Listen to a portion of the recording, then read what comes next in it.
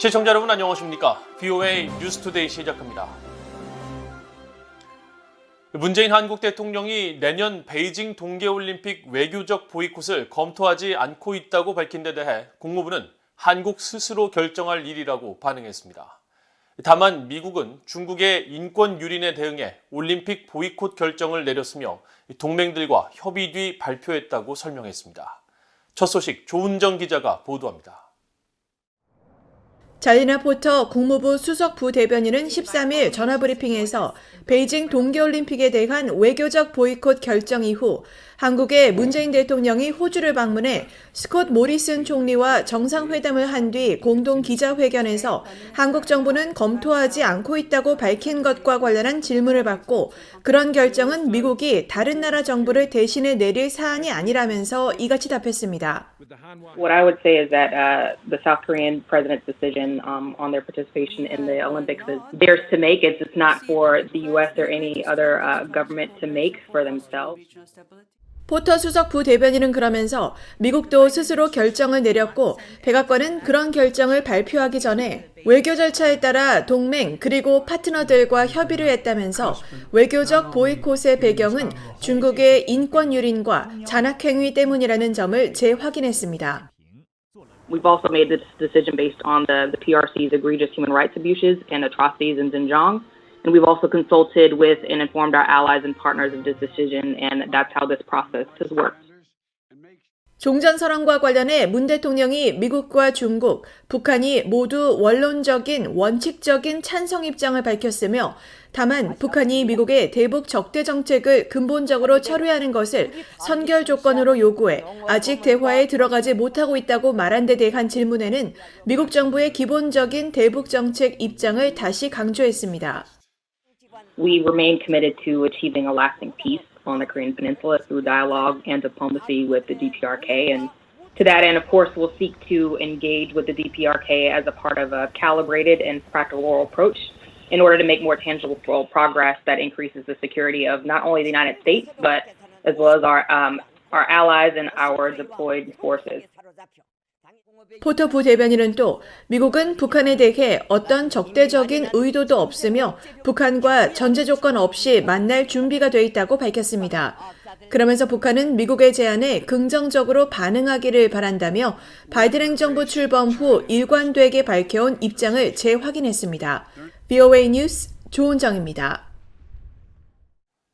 미국 국방부는 북한의 비핵화를 위한 외교 노력을 계속 지지하고 있으며 군사적 준비 태세 유지를 위해 노력해 나갈 것이라고 미국 국방부 대변인이 밝혔습니다.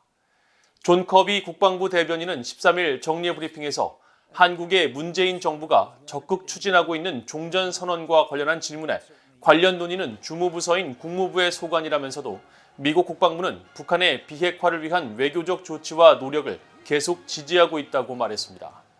그러면서 국방부는 여전히 그것이 올바른 길이라고 믿고 있다며 동시에 적절한 수준의 군사적 준비 태세를 유지하기 위해 계속 노력해 나갈 것이라고 강조했습니다. 한편 커비 대변인은 미한 군 당국 간 전시작전 통제권 전환 논의와 관련한 질문에 대해서는 미한 양국 국방장관이 지난 여름 협의를 통해 미래 연합사령부의 완전 운용 능력 평가 FOC 검증을 거친 뒤 향후 진행 상황을 논의하고 재평가하기로 합의했다는 사실을 거듭 상기시키면서 현재로서 새롭게 추가된 내용은 없다고 밝혔습니다. 북한과 이란의 탄도미사일 공격 등에 대비하기 위한 탄도미사일 방어 프로그램을 갖춘 이지스함 증설 계획과 관련해 미국 의회가 검토해야 할 요소가 여전히 많다고 의회 조사국이 지적했습니다. 최근 상원과 하원 군사위원회는 이지스함의 탄도미사일 방어 프로그램 관련 일부 예산으로 16억 4,550만 달러를 책정했습니다. 이조은 기자가 전해드립니다. 미국 의회 조사국이 최근 갱신한 해군 이지스 탄도미사일 방어 프로그램 보고서입니다. 미국 정부가 탄도미사일 방어 프로그램을 갖춘 이지스함 증설을 추진하고 있는 가운데 의회는 관련 예산을 승인하기 전에 검토해야 할 요소가 여전히 많다고 지적했습니다. 의회는 관련 예산 심의 과정에서 신종 코로나 바이러스 사태가 관련 활동의 집행에 미칠 영향부터 이지스함 탑재 탄도미사일 방어 프로그램이 적국의 대륙간 탄도미사일 ICBM 공격에서 미국 본토를 방어하는 데 어떤 역할을 해야 할지 등 검토해야 할 요소가 다양하다는 겁니다. 앞서 지난 2018년 미국 해군은 탄도미사일 방어 프로그램을 갖춘 이지스함을 2023년까지 60척으로 늘릴 예정이라고 밝힌 바 있습니다. 현재 탄도미사일 방어 역량을 갖춘 미국 해군의 이지스함은 48척입니다. 탄도미사일 방어 프로그램이 탑재된 미국의 이지스함은 북한이나 이란 같은 적국의 탄도미사일 공격에 대한 영내 방어를 위해 서태평양 지역과 페르시아만 유럽 해상 일대에서 운용되고 있습니다. 의회 조사국 보고서에 따르면 이지스함의 탄도미사일 방어 시스템은 원래 주로 전구 범위의 단거리, 중거리, 중장거리 탄도미사일을 요격하도록 설계됐습니다. 보고서는 전구 범위의 탄도미사일 요격 역량 외에도 이 시스템이 수집한 감지 추적 데이터는 ICBM 요격을 위해 고안된 미국의 다른 탄도미사일 방어 시스템에 사용될 수도 있다고 밝혔습니다.